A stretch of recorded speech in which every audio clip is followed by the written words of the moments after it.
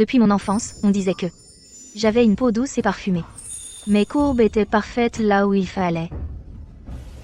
On disait que plus tard, je ne savais quel genre d'homme mériterait pour que ce ne soit pas un gâchis.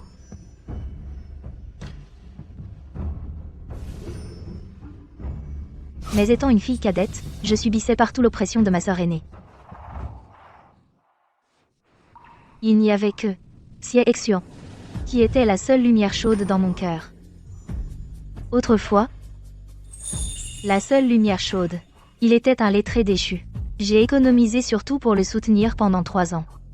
Je pensais qu'il serait mon futur mari. Mais le jour où il a réussi l'examen impérial, a été celui où il est devenu ingrat et infidèle. Il est devenu un nouveau lettré impérial. Et aussi le mari de ma sœur aînée.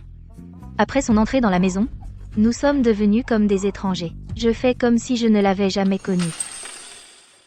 J'avais l'intention de faire la sourde oreille et de finir ma vie ainsi. Mais le papier ne peut finalement pas cacher le feu. Elle a découvert mon passé avec Xie. Je me suis agenouillée et j'ai juré que je n'avais aucune intention déplacée envers mon beau-frère.